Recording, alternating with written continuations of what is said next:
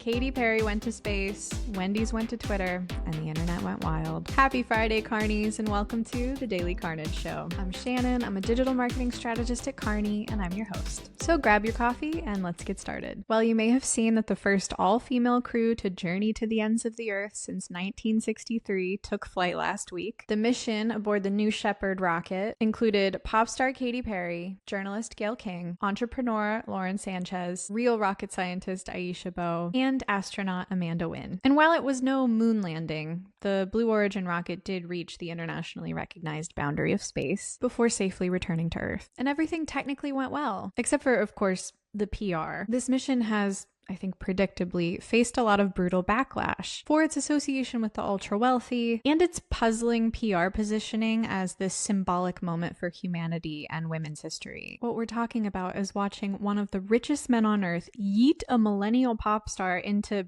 technically space for a couple minutes. And somehow this is supposed to help the American public believe that anything is possible. In this economy, are we even on the same planet right now? And then the pop star gets off the rocket ship and says this.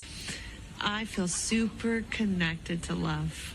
So connected to love. I think this experience has shown me you never know how much love is inside of you, like how much love you have to give, and how loved you are until the day you launch. Oh, Katy, listen, space is cool. It represents achievement and curiosity and discovery. We love all of that. But I think public sentiment right now is a little less one small step for man and a little more what the Mars Opportunity rover said before it died in 2019. My battery is low and it's getting dark. You want to talk about Roman Empire? I think about that quote like once a week. But really, my battery is low and it's getting dark. Why are you sending Katy Perry to space? She hasn't had a hit since the 2010s. And I think Katy Perry, for her part, is like now realizing that she made it more of a spectacle than it needed to be. And I don't know how I would react personally because frankly, you will never catch me on an Amazon delivery truck to space. Not with my nervous system. I can't even fly United to Florida. But I think stepping off that rocket, the most appropriate response might have been something like,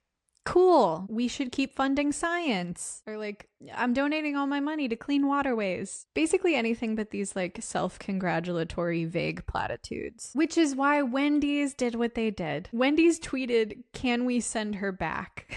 And when we said women in STEM, this isn't what we meant. And Wendy's is a class clown, but this was bordering on bullying. It was so mean, but so funny. And a lot of people are mad about this, and not just sources close to Katy Perry. Wendy's is staying spicy. They released a statement saying that they have tons of respect for Perry's out-of-this-world talent, but the statement was notably missing an apology. And this is all part of a larger conversation about how if brands are going to play in the unhinged persona space, it just works best when the humor punches up and not down. In this case, maybe Bezos would have been a better target than Perry. But you know, the punchline is really about the broken systems and the cultural context and not really the individual here. But this is pretty interesting because we finally found a boundary that Wendy's had yet to hit with their chaotic social branding. And because Wendy's helped develop this genre of chaotic unhinged marketing, they tend to have the longest leash. So this is really good information for the rest of us to have. And let me just put some positivity out there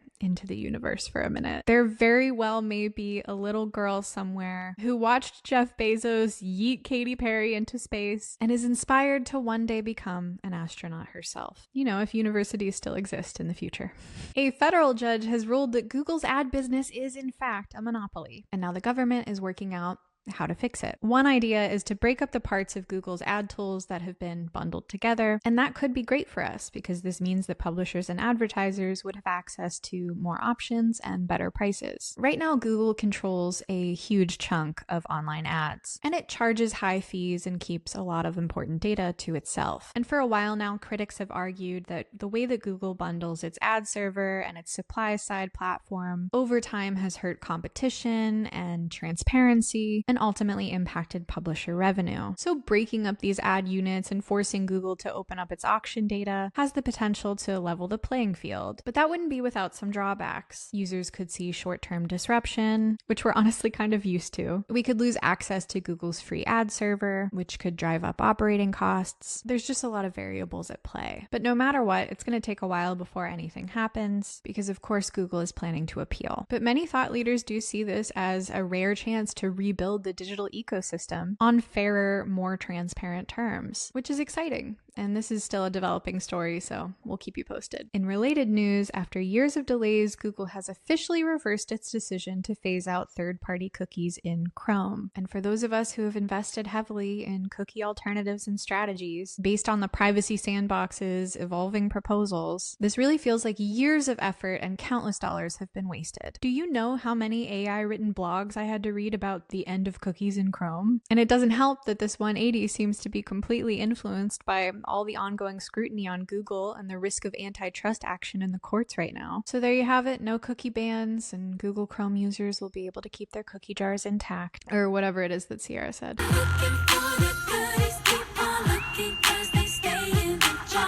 For the first time ever, last week's White House Easter egg roll event was packed with corporate sponsors. Nothing says childhood magic like an AI-powered selfie booth brought to you by Meta. In addition to Meta, Alphabet and Amazon slapped their names on activities for the event. But this tradition in particular, which by the way dates back to 1878, has been historically sponsor-free. But this year, companies shelled out up to $200,000 for branding rights. But don't worry, all 30,000 of the eggs were donated by American farmers. However, I bet you could get your logo printed on some eggs for next year. Does the White House have like a Calendly link for sponsorship calls? So as brands have rolled out their own AI agents and features over the last year or so, we've watched them navigate with various degrees of success all of these conversations about how AI has the potential to replace human creativity or explicitly steal from human creatives. This week in the Daily Carnage newsletter, we covered a Fiverr campaign. So Fiverr is a freelance marketplace, and here they're promoting their new AI agent, Fiverr Go. Let's watch this ad together. I have been known to take inspiration from other people's work. Oh, that's how I met Jane. She's an illustrator on Fiverr. What are you doing? I guess Jane saw something in me. She taught me everything. Her technique, her vision, her attention to detail. Great. Try 5 fingers. For the first time, my abilities were focused. I finally had my own style. Her style. All right. See you later. Now I take on some of her projects, delivering work in seconds. Have a good day. My creativity. My efficiency. Clients couldn't be happier. And if a client needs a human touch, she's there to refine my work, her work, our work. You get it. There are a lot of AIs out there, but only one, Jane's AI. All right, let's talk about it. If you didn't catch it, there was an explicit homage to the 1990 romance thriller Ghost. There's an iconic scene where Patrick Swayze sits behind Demi Moore as she's sensually throwing clay on a wheel. But in this Fiverr spot, Brett Gelman from Stranger Things, who is playing the role of the Fiverr Go AI agent, is Demi Moore at the pottery wheel, and this human illustrator is Patrick Swayze tenderly guiding the AI's hands. And I don't want to be too precious here because we've all experimented with AI and matching our tone and our voice and our persona and our vision for a project. It's just part of the gig now. But did you have to give me that image? Like, I already feel conflicted about imbuing a robot with my sensibilities. There's a real existential terror that your style and your voice and the tics that make your art original are basically just binary code that can be quantified and replicated and then propagated without you. And then Fiverr's like, yeah, isn't it great? Don't you love it? I think every responsible creative right now is feeling this terror and trying to develop their own personal manifesto for their ethical uses of AI, if any. But it is just wild to see brands try to normalize these terrors. And to some extent, I think it might be working. But I think if anything, we should be normalizing that it's okay to not know where you stand on this while actively experimenting and trying to figure that out. And I think it's productive to get curious about campaigns like this and the way they make you feel. And if you're in the very precarious position of having to craft campaigns like these, I guess email me because I would love to ask you some questions about the brief and the brainstorm. And on that same dissonant note, did you know that you can now use AI to write lunchbox notes for your kids? Courtesy of Welch's Fruit Snacks. The brand has launched Lunchbox Notes Translator. It was developed by makers with AI, and it's meant to translate your more candid sentiments into uplifting notes. So instead instead of, quote, you make me tired, it suggests, quote, I love how independent you are. This is the example Welch's gave in their press release. But if you're compelled to write you make me tired in a note to your kid, maybe just skip the note today. I don't know. I'm not a parent. Anyway, yes, the concept is medium funny. It's a goof. Probably nobody will use it for its intended purpose. But I was bored, so I input, quote, please don't use ChatGPT to cheat on your homework today. And the Welch's Lunchbox Notes translator returned, quote, your brain is the real magic. Let it solve the puzzle before you ask for help, end quote. Well, I couldn't have said that better myself. Or actually,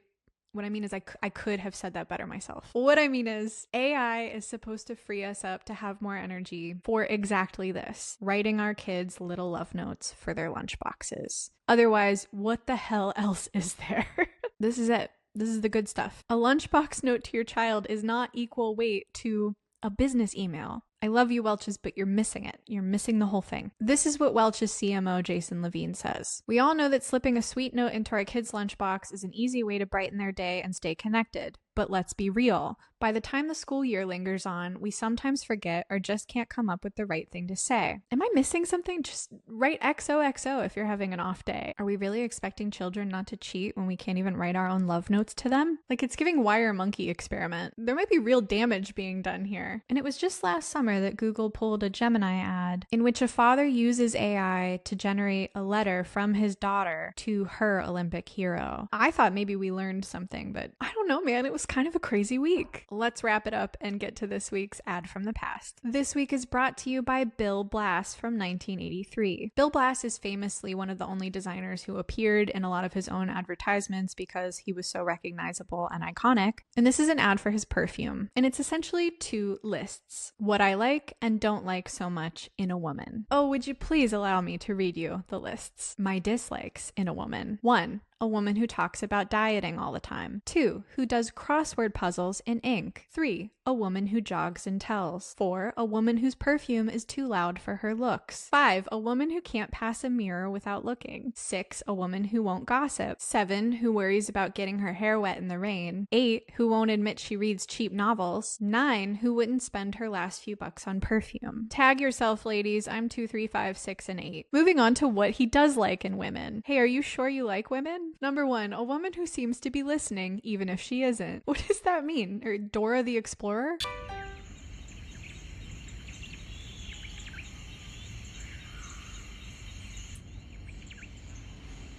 Great! 2, a woman who loves a good laugh. Number 3, who can get gorgeously dressed in 15 minutes flat. All of this without a mirror? Number 4, who can cuss in 5 languages. Cool girl alert. 5, who prefers almost anything to white wine. 6, who's a great dancer. 7, who's a big eater. 8, a woman who doesn't cry at weddings. 9, loves clothes but doesn't talk about them. 10, who would spend her last few bucks on perfume, hopefully mine, la la la. How many upvotes do you think this would get me if I posted it word for word on Reddit today? This is useful. You can use this as instructions to become an absolute menace. But please understand that this is what it was like at the end of the 20th century into the beginning of the 21st. You had to look as put together and gorgeous as women of decades past, but you have to do it somehow in 15 minutes or less. You were expected to have an infinite well of confidence, but it would be too vain to talk about fashion and exercise. We don't want to know how you got hot, just get hot. We were finally allowed to access the full spectrum of human expression, which is laughing, listening to men, swearing, and dancing, but absolutely no crying. Gross. Dude, halfway through this, I realized this ad is not far enough in the past to be funny. All right, I'm gonna go read a cheap novel with a glass of white wine in front of the mirror. And that wraps it up for the Daily Carnage Show. Thanks so much for joining me. I'd love it if you rated our show, liked and subscribed across all our socials where you can find us at the Daily Carnage. And of course, don't forget to subscribe to our newsletter for daily content. Until next time, I'll see you in the inbox. Have a good weekend, Carnies.